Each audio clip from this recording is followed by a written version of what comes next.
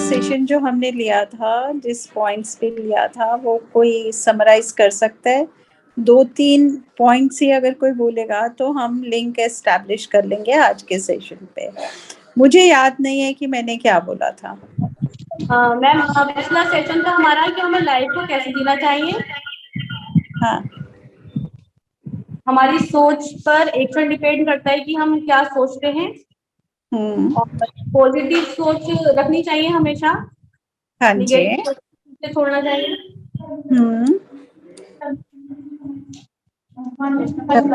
हमें अच्छे कर्म करने चाहिए हमेशा और खुद के लिए भी हमें सोचना चाहिए लाइफ में। हाँ। और दूसरों की बात सुनना चाहिए कि सामने वाला बंदा हमसे क्या कहना चाह रहा है, उसकी बात सुने और उसकी बातों पे ध्यान दें और अगर दिखाने की हो तो उसको समझाएं भी। यही सब कुछ था ma'am. Very nice, very nice. अच्छा, थैंक यू फरा, बिकॉज एक लिंक डेवलप हो गया। आज का जो सेशन है, I am going to talk about 2 very important things. हमारी लाइफ में 2 चीजें बहुत इंपॉर्टेंट आती हैं। 2 वर्ड्स आप लोगों ने सबने सुना होगा कि एथिक्स क्या है और मोरालिटी क्या है। ठीक है, हम एथिक्स की बात करते हैं, जो नीतियां हम बनाते हैं, ठीक है, उसको इंग्लिश में बोलते हैं एथिक्स। और एक मॉरल होता है, जो हम कहते हैं ना, हम तो मॉरल वैल्यूज को फॉलो करते हैं, जो आई शुड से कि संस्कार जो हमें मिलते हैं परिवार से, है ना, उसको भी मॉरल कह सकते हैं।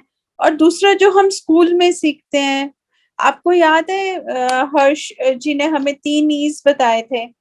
एक ई था जो लाइक हम जब पैदा होते हैं तो हमें एनवायरनमेंट मिलता है, एक ई था जो हमें एजुकेशन मिलती है, और एक ई था जो हमें एक्सपीरियंस मिलता है।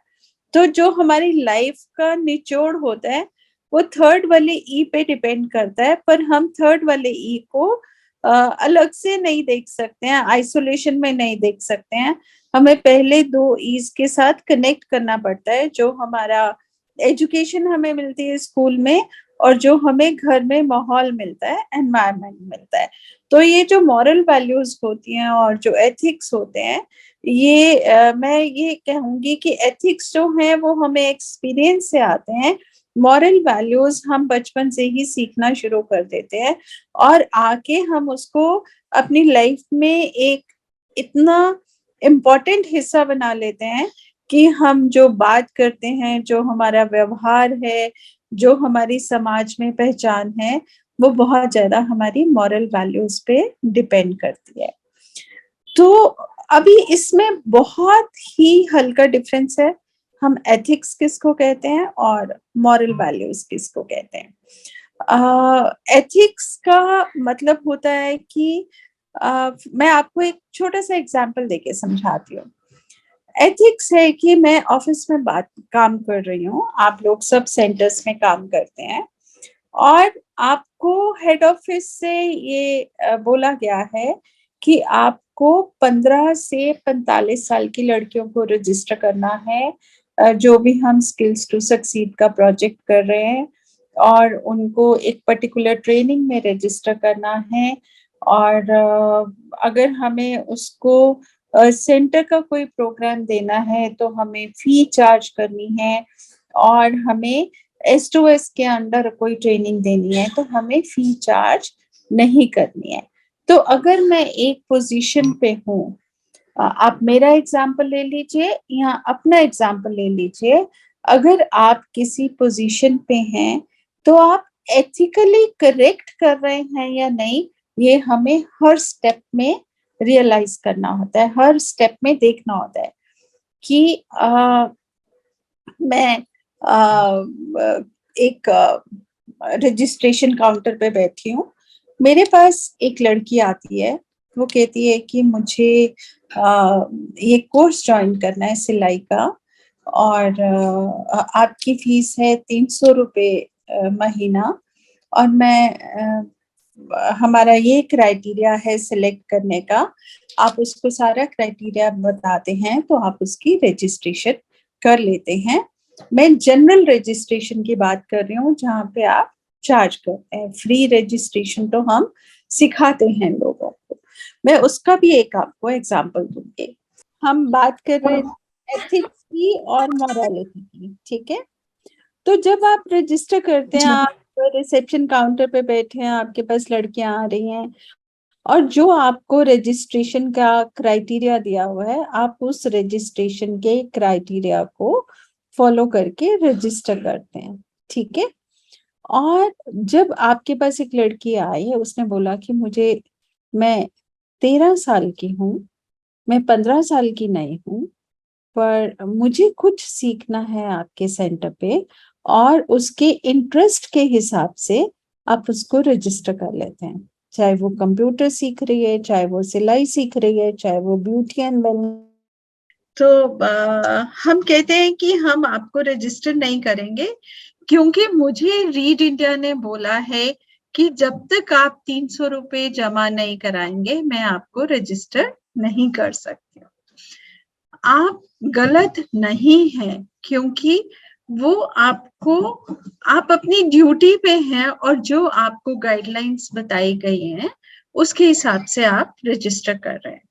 पर जहाँ पे मॉरल वैल्यूज की बात आ जाती है, वहां पे हम रियलाइज करते हैं कि नहीं, ये लड़की इतनी दूर से चल के मेरे सेंटर पे आई है, इसको बहुत जरूरत है ये कोर्स करने की, और वो गरीब है, उसके पास पैसे नहीं हैं और वो सीखना चाहती है, तो मैं क्या करूं? ठीक है, कॉन्फ्लिक्ट आ गया आपके माइंड में दो चीजों का। एथिक्स तो कह रहे हैं कि जिस कुर्सी पे मैं बैठी हूँ, जो मेरे को बोला गया है मैं वही करूं। पर मॉरल वैल्यू मेरी कहती है, जो मेरे अंदर एक इंसानियत छुपी हुई है, जो मेरे अंदर की एक अच्छाई है, वही मॉरल वैल्यूज है ना। वो मुझे कहती है कि नहीं, मुझे तो इस लड़की को हेल्प करनी चाहिए, चाहे कुछ भी है, मैं इसकी हेल्प जरूर करूंगी। क्योंकि रीड का मॉडल ये कहता है कि कोई भी हमारे सेंटर पे आए, कोई भी सीखने के लिए आए, कोई भी किसी काम के लिए आए, तो हमें उसको खाली हाथ वापस नहीं जाने देना। उसको कुछ ना कुछ उसके लिए, क्योंकि ये रिसोर्स सेंटर है, यहाँ से कुछ ना कुछ वो लेके ही जाएगी।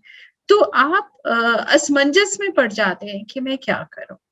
बस यही डिफरेंस है एथिक्स एंड मॉरल वैल्यूज में। एथिक्स है जो एक्सटर्नली हमें बताया जाता है फॉलो करने के लिए, हम उसको फॉलो करते हैं। हम अपनी लैंग्वेज में भी कई बार यूज करते हैं कि एथिकली करेक्ट नहीं है ना, एथिकली ही और she is not doing right. But जहाँ पे मॉरल वैल्यूज की बात आ जाती है और हम उस लड़की को मदद करना चाहते हैं, तो हम कहते हैं अच्छा, आप रजिस्टर कर लीजिए। और ये होते हैं, आप लोग हमें रिपोर्ट करते हैं ये बातें, आप रजिस्टर कर लीजिए। अगर आपके पास पैसे नहीं है तो कोई बात नहीं, आप पैसे मत दीजिए, आप सीख लीजिए यहाँ से। ऐसे होता है। कोई बताएगा मेरी बात को, मेरी बात से आप सहमत हैं? ऐसे आपके पास रोजमर्रा ऐसी कहानियां आती हैं, ऐसी सिचुएशंस आती हैं आपके पास? जी हाँ बताइए।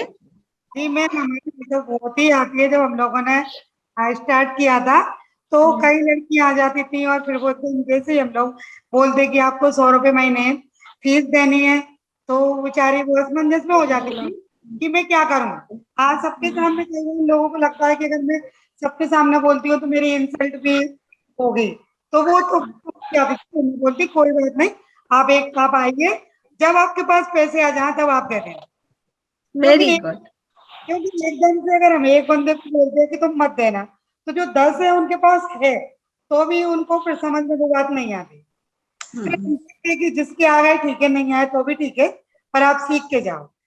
बहुत अच्छा मीना, आपने बहुत अच्छा एग्जाम्पल दिया है कि जहाँ पे हमारी मॉरल वैल्यूज है कि शायद ये लड़की जेन्युइन है और ये सीखना चाहती है, इसके पास पैसे नहीं है, क्या हम इसको बाकी की लड़कियों से अलग ट्रीट करें, या जो हमारे सेंटर पे 10 लड़कियां आ रही हैं सीखने के लिए, हम उनके साथ ही इनको मिला के सिखा दें। ठीक है, ये मॉरल वैल्यूज हैं हमारी, जो हम डे टू डे लाइफ में प्रैक्टिस करते हैं।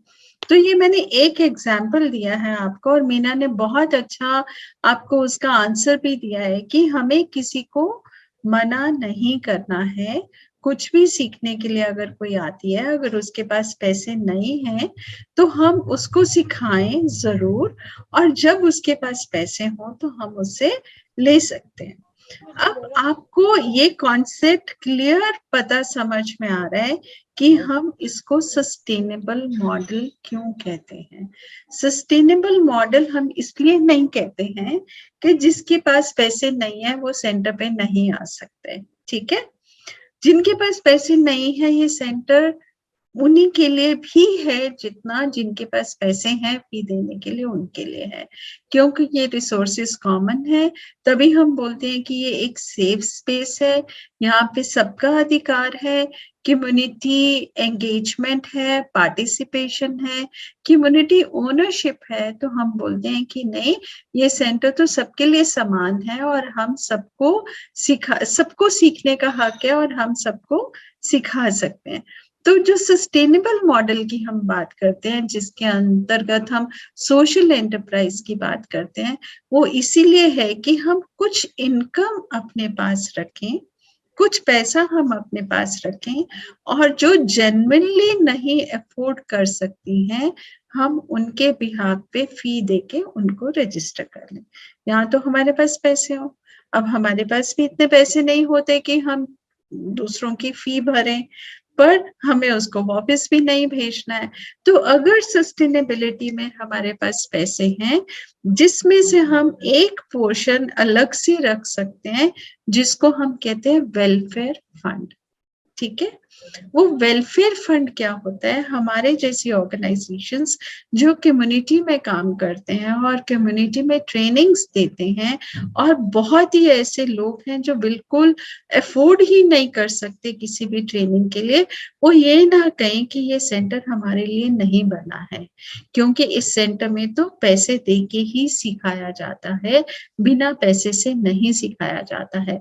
और अगर हमारे सस्टेनेबिलिटी मॉडल में से अगर हम एक वेलफेयर फंड रख लेते हैं, और जब मैं कहती हूँ कि आप लाइब्रेरी मैनेजमेंट कमेटी बनाएं, लाइब्रेरी मैनेजमेंट कमेटी के सामने ये केसेस रखे जाएं और उनसे अप्रूवल ले लिया जाए कि यस, इन लोगों को सिखाने की बहुत जरूरत है, तो आपने क्या किया? आप अपने एथिकल वैल्यूज से मॉरल वैल्यूज पे आ गए और आपने आउट ऑफ द वे जाके उस लड़की को हेल्प किया, उस बच्चे को हेल्प किया, या किसी औरत को हेल्प किया कि हमारे सेंटर में आपके लिए भी जगह है और आप इन सब के साथ मिलके कोई भी ट्रेनिंग सीख सकते हैं। तो इस एग्जाम्पल से आपको पता चला कि एथिक्स और मॉरल में क्या वैल्यू है। बहुत छोटा सा डिफरेंस है, पर अगर हम इसको डीपली समझ लेते हैं, ये डिफरेंस हमारे सेंटर्स को बहुत बहुत आगे लेके जा सकता है, और हमारी पर्सनल लाइफ में भी इसको बहुत हेल्प कर सकता है। अब मैं आपको एक एग्जांपल देती हूँ जो सेंटर रीड के साथ नहीं जुड़ा हुआ, जनरल एग्जांपल देती हूँ।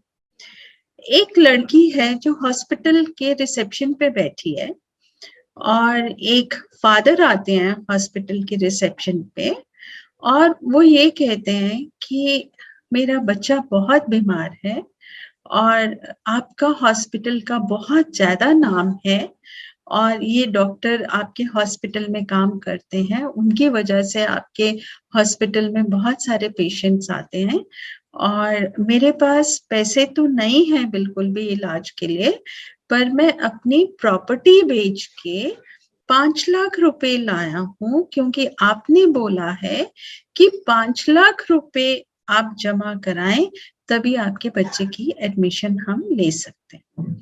अब वो जो रिसेप्शनिस्ट है वो तो वही बोलेगी जो उसको ट्रेनिंग दी गई है, हॉस्पिटल से जो ट्रेनिंग दी है, जो हम उसको बताते हैं कि आपने कैसे रजिस्ट्रेशन करनी है, कितना फी चार्ज करना है, कैसे पेशेंट को कन्विंस करना है कि आप हमारे हॉस्पिटल में आए हैं, आप अपने बच्चे की एडमिशन कराएं और मैं गारंटी लेती हूँ आपका बच्चा ठीक ठाक होके घर जाएगा। ऐसे ही बोलते हैं रिसेप्शन पे।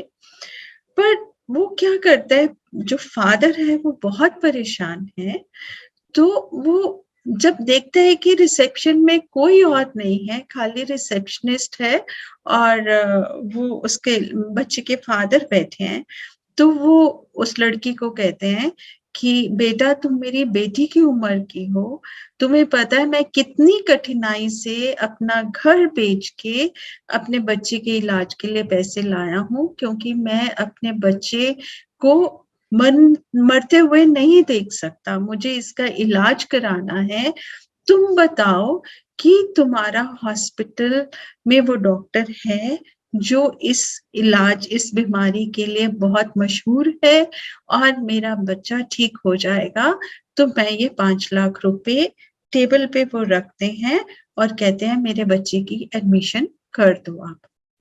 अब उसने एथिकली उस फादर को सब कुछ बता दिया जो हॉस्पिटल के रूल्स एंड रेगुलेशंस है, पर उसके अंदर जो एक मॉरल है, जो उसके अंतरात्मा उसको जो जवाब देने के लिए कह रही है, वो सिचुएशन ये है कि उसको पता है कि वो डॉक्टर हॉस्पिटल में अब नहीं काम करता और दूसरा हॉस्पिटल जो है वाई हॉस्पिटल है उसमें वो डॉक्टर चला गया है। पर क्या मैं ये बिजनेस अपने हाथ से जाने दूं या नहीं जाने दूं? वो एक उधेड़-बुन में है कि मैं क्या जवाब दूं। एथिक्स मुझे कहते हैं कि मैं हॉस्पिटल का बिजनेस नहीं जाने दूं हाथ से, पर मेरी मॉरल वैल्यूज मुझे कहती हैं कि नहीं, मेरे को इस आदमी को सच बता देना चाहिए, क्यों वो डॉक्टर वहां पे नहीं है और जो वाई हॉस्पिटल है वो भी इक्वली गुड है। हमारा हॉस्पिटल का नाम बहुत बड़ा हो गया है और इंटरनली हमें पता है कि वाई और एक्स में कोई ज्यादा फर्क नहीं है। तो क्या वो उसको सच बताए या ना बताए, ये हमारी मॉरल वैल्यूज पे डिपेंड करता है। आप समझ गए डिफरेंस? कितना क्रिटिकल डिफरेंस है। पर वो इंसान वो कहेगा मुझे इस समय अपनी जॉब की कोई वो नहीं है, मुझे हॉस्पिटल वाले निकाल देंगे कोई बात नहीं, पर मेरी अंतरात्मा मुझे झूठ बोलने के लिए नहीं कह रही है। मैं इस आदमी को सच बताना चाहती हूँ कि वो डॉक्टर नहीं है। वाई हॉस्पिटल में भी सेम इलाज होगा जो यहाँ पे होगा। आपके बच्चे की जिंदगी भगवान के हाथ में है, वो ठीक होगा या नहीं होगा इसकी मैं गारंटी नहीं ले सकती हूँ। यहाँ पे 5 लाख रुपया फीस है, दूसरे हॉस्पिटल में 1 लाख रुपया फीस है। आपको फर्क पता चल गया? एथिक्स और मोरालिटी में ये फर्क होता है कि हम अपनी जॉब से ऊपर उठ जाते हैं और अपनी वैल्यूज को, अपनी अंतरात्मा को इतना सच्चाई से आगे लेकर आते हैं और हम कहते हैं कि यस, मैंने आज एक अच्छा काम किया, एक इंसान के घर बेचने से उसको मैंने रोका और मैंने उसको सच्चाई बताई कि यस, आप दूसरे हॉस्पिटल में भी चले जाओ, वहां पे भी आपके बच्चे का इलाज हो जाएगा अगर आपके पैसे नहीं है। तो उसने 3 स्टेप्स बढ़ के काम किया। तो जो मैंने अभी बताया एथिक्स और मॉरलिटी में, कोई ऐसा एग्जाम्पल आप लोग शेयर करना चाहते हैं यहाँ पे? जी मैम, गजराज बोल रहा मैम जी। हाँ जी गजराज बोलिए। जी मैम, नमस्ते मैम। मैम सुबह ये वैल्यू की जो बात है मेरे साथ सुबह ही हुआ था मैम। 10-11 बजे जब ये न्यू बैच शुरू किया है अपन ने, तीसरा और चौथा सिलाई वाला मैम, तो सगी बहनें थी, रवीना और पूजा मैम। हाँ जी। वो क्या, एक की तो उम्र पूरी है अपने 16-17 साल की थी और एक की 15 साल से कम थी मैम। तो उससे फिर मैंने कहा बेटा दिक्कत क्या आ गई, अब मेरा वो जो आधार है तो मैंने कोई बात, अपन बात करके और वो उसको सिखाने का काम करेंगे, इनके साथ आती रहेंगी और एक बार मैंने कहा ऊपर कमलेश जी या मैम से जब मीटिंग होगी जब बात कर लेंगे, अब फिलहाल अपन मना नहीं करते इसको मन का। तो वो बड़ी रुचि से 3-4 दिन से आ रही है। अपन ने परसों से शुरू किया मैम, तीसरा और चौथा बैच। तो वो लड़की खुश नजर आई और दोनों साथ साथ दोनों बहनें आती हैं और सिलाई सीख रही है मैम। तो ये क्या हमको ग्रामीण क्षेत्र में हो या शहरी क्षेत्र में कभी कभार ये देखना पड़ता है मैम, क्योंकि ये सेंटर सबके लिए है और नियम में हम बन जाते हैं, तो वो नियम भी, क्योंकि किसी भी व्यवस्था को चलाने के लिए नियम कायदे भी जरूरी है मैम। तो इन सारी बातों को ध्यान में रखते हुए और कभी कभार हमको ये हमारी जो मॉरल वैल्यू की हम बात कर रहे हैं, क्योंकि जब तक मनुष्य के दिल में ये मॉरल वैल्यू नहीं होगा, जब तक हम हमारे उद्देश्य की और ये जिन लोगों के लिए काम कर रहे हैं वो उद्देश्य पूरा नहीं कर सकते मैम, जो मैं समझता हूँ। हाँ, नहीं आपने बिल्कुल ठीक समझा। देखिए इसमें फर्क क्या आ रहा है, अगर एक प्रोजेक्ट में हमने 15 साल तक रजिस्टर करना है और वो 15 साल से 14.5 साल की है तो फिर भी रजिस्टर कर सकते हैं, क्योंकि प्रोजेक्ट खत्म होते होते वो 15 साल की हो जाएगी। पर अगर 14 साल से कम है तो हम उसको वैसे ही बोल सकते हैं कि तुम सेंटर पे आओ, तुम सीखो, पर उसका डेटा हम रिपोर्ट नहीं करेंगे। ठीक है, नहीं केवल यही किया मैम, उसके साथ उस बच्ची के साथ मैंने कहा इसका रजिस्ट्रेशन अपन ऑनलाइन नहीं करेंगे, बाकी सीखने के लिए मना नहीं है बेटा तेरे लिए, मैंने कहा हाँ, ये बात हाँ, हुई थी मैम। ठीक है, ठीक है, बिल्कुल ठीक है। मैं यही एम्फसाइज करना चाह रही हूँ कि जब हम कम्युनिटी एंगेजमेंट की बात करते हैं, जब हमने कम्युनिटी को इन्वॉल्व करना है, तो हम किसी को भी मना नहीं कर सकते, हम सबको रजिस्टर करेंगे और वो डेटा हम रिपोर्ट नहीं करेंगे। ठीक है, बिल्कुल मैम, यही किया मैम। हाँ जी, कोई और बोलना चाहेगा इस पे, एथिक्स और मॉरल वैल्यूज पे? Good evening ma'am. Good evening ma'am, मैं रेनू बोल रही हूँ मानेसर सेंटर से। हाँ जी, हाँ जी रेनू। हाँ जी मैम, हमारे यहाँ पे भी हुआ था, 2 लड़कियां हैं मैम वो, और एक का नाम अनामिका और मनीषा है मैम। तो वो लड़कियां उन्होंने एक ने 12th पास आउट किया था, एक 11th क्लास में थी, और वो घर पे ही रहने लगी मैम। उसके फादर एक्सपायर हो गए थे, तो वो घर पे ही रहने लग गई थी मैम। कोई साधन नहीं था उसकी मम्मी के पास कुछ करवाने की। लड़कियां गवर्नमेंट स्कूल में ही जाती थी। फिर हमने पता चला कि भाई अपने पूरे स्टाफ ने कि उनके घर में ऐसी कंडीशन हुई है। फिर मैम हमने उन लड़कियों को यहाँ पे बुलाया अपने सेंटर पे और उनको समझाया कि आप सिलाई सीखो, यहाँ पे कंप्यूटर सीखो, लाइब्रेरी में बुक है, आप वहां से पढ़ो। फिर मैम उन लड़कियां बोली कि हमसे फीस नहीं दी जाएगी। मेरी मम्मी से कहाँ से देगी, हम 3 बहनें हैं, हमारे एक छोटा सा भाई है। फिर मैम हमने बोला कि आप यहाँ पे आओ और हम आपकी बहुत हेल्प करेंगे, आप सीखो तो सही, फीस की चिंता मत करो, हम फीस या अपने पास से करेंगे पूरा स्टाफ, या फिर आपको ऐसे ही पढ़ाएंगे। फिर मैम उन लड़कियों ने बहुत अच्छे से कंप्यूटर और सिलाई की। फिर हम गवर्नमेंट स्कूल में जाते थे, रीडिंग राइटिंग का सेशन करवाने और सेशन होता था। उन स्कूल वालों ने पता चला कि हमने लड़कियों की ऐसे हेल्प की है, तो वे बहुत खुश हुए, बोले कि आपने बहुत गरीब घर से बिलोंग करती थी वो लड़कियां, आपने बहुत मदद की है। कुछ भी हमें इशू होता है कंप्यूटर का तो वो लड़कियां यहाँ पे हमारे लिए हेल्प कर देती है, फोटोकॉपी निकालना या कुछ ऐसा होता है। तो मैम हमें उससे बहुत अच्छा लगा कि वो लड़कियां इतनी खुश होती है, अब अपने आप ही सेंटर पे आ जाती। मैम हमारे लिए कुछ काम हो तो बताना, अब दिए आएंगे तो हमें बताना मैम, हम करेंगे। तो मैम इससे बहुत हेल्प मिलती है। हमें ये लगता है जैसे कि हम भी, मैं गरीब फैमिली से बिलोंग करते थे कि हमें भी ऐसी हेल्प नहीं मिली तो कोई बच्चा हमारी तरह पीछे ना रहे, उनको भी आगे बढ़ने का मौका मिले। इतनी अपॉर्चुनिटी मैम अच्छी आपने यहाँ पे दिला रखी है, तो बहुत गरीब बच्चों को बहुत बेनिफिट हुआ है हमारे इधर से जमालपुर से मैम। Thank you ma'am. ठीक है, मैं रेनू आपको बोलूंगी आप सबको वो भी एग्जाम्पल बताएं कि एक लड़कियां 2 बहनें जो आती हैं जो पीएचडी कर रही है और एमबीबीएस कर रही है आपकी लाइब्रेरी में पढ़ के, उसके बारे में आप सबको बताएं, ऐसी भी केस स्टडीज हैं। हाँ बताएं। जी मैम, हमारे यहाँ पे वो 3 बहने भाई नहीं है उनके। एक लड़की ने तो नेट की तैयारी करी है और एक ने एमएससी की नीट की तैयारी करी है मैम, और एक ने एमएससी किया है और एक ने 12th पास आउट किया है मैम। तो वो लड़कियां मैम, उनकी मम्मी भी ये चाहती थी कि वो इधर आए। लड़कियों ने यहाँ पे कंप्यूटर भी किया, बुक से मैम उन्हें इतनी हेल्प मिली है लाइब्रेरी से बहुत ही ज्यादा, जो ये बुक वहां से नहीं खरीद सकती थी वे लड़कियां हमारे यहाँ सेंटर पे आकर उसने बुक ममता मैम से इशू करवाया। यहाँ पे उन्होंने नेट की कोई दिक्कत होती थी, घर पे रिचार्ज नहीं हो पाता था, तो यहाँ पे सेंटर पे आके उन्होंने बहुत अच्छी तैयारी की मैम। उसकी मम्मी बहुत प्राउड फील करती है उस लड़कियों के ऊपर, और हमारे लिए भी उसका नीट क्लियर हो गया मैम उस लड़की का, और पीएचडी में नंबर आ गया मैम। तो यहाँ से बुक ले जाके तो बहुत बेनिफिट हुआ है मैम उन लड़कियों को भी, तीनों बहनों को, तीनों ही बहनें आती है मैम, अभी भी आती है वो।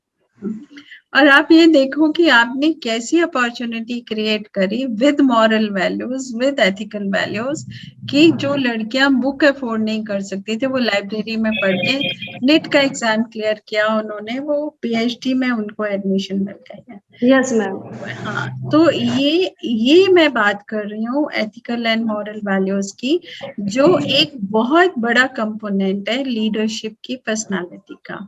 और अगर हम इन दोनों को, जो थिन लाइन डिफरेंस है, हम उसको नहीं समझ सकते। मैं अपना एग्जांपल देती हूँ कि मैं कंट्री डायरेक्टर हूँ अगर एक संस्था की, रीड इंडिया की, और अगर मैं एथिकली करेक्ट नहीं हूँ और मैं कहती हूँ कि नहीं, मेरे को तो मॉरल वैल्यूज को ही फॉलो करना है, मुझे जो गाइडलाइंस हैं, जो प्रिंसिपल्स हैं, जो एसओपीस बने हुए हैं संस्था के, उनको फॉलो नहीं करना है, तो कहीं ना कहीं मैं गलत हूँ। ठीक है, पर मुझे एथिकली भी करेक्ट होना है। जो मेरे को ऑर्गेनाइजेशन ने गाइडलाइंस दी हैं, जो एक दायरा दिया है, गवर्नमेंट के रूल्स हैं, फाइनेंशियल रूल्स हैं, प्रोग्रामेटिक रूल्स हैं, जो हमारी कमिटमेंट्स हैं, अगर मैं उसको एथिकली ओबे नहीं करती हूँ तो कहीं ना कहीं मैं गलत हूँ। पर कहीं ना कहीं ऐसी छोटी सिचुएशंस हमारे सामने रोजमर्रा की जिंदगी में या ऑफिस लेवल पे हमारे सामने आ जाती है, जहाँ पे हमें मॉरल वैल्यूज का भी इस्तेमाल करना होता है, मॉरल वैल्यूज को भी मद्देनजर रखना होता है। तो हम कैसे ये बैलेंस ड्रॉ करें कि एथिकली क्या करेक्ट है और मॉरली क्या करेक्ट है, उन सबको अगर हम मद्देनजर रखें, हम ये प्रैक्टिस करनी शुरू कर दें अपनी रोजमर्रा की जिंदगी में, तो आप देखिए आपकी सोच में कितना फर्क आएगा, आपके वैल्यू सिस्टम में कितना फर्क आएगा, आपकी जो आसपास की जो एनवायरनमेंट है, रोज की जो आपकी छोटी छोटी प्रॉब्लम्स हैं, वो अपने आप ही सॉल्व होती जाएंगी। तो आप इस चीज का ध्यान रखिए। बस मैं आज इतना ही कहना चाहूंगी। किसी को कुछ और कहना है तो आप कह सकते हैं, पर इस 2 वर्ड्स को अपनी डिक्शनरी में ऐड कर लीजिए, ethically correct and morally correct. ठीक है, मॉरल वैल्यूज के अंतर्गत हम कैसे एथिक्स को फॉलो करते हैं। ठीक है, चलो ठीक है, thank you so much everyone.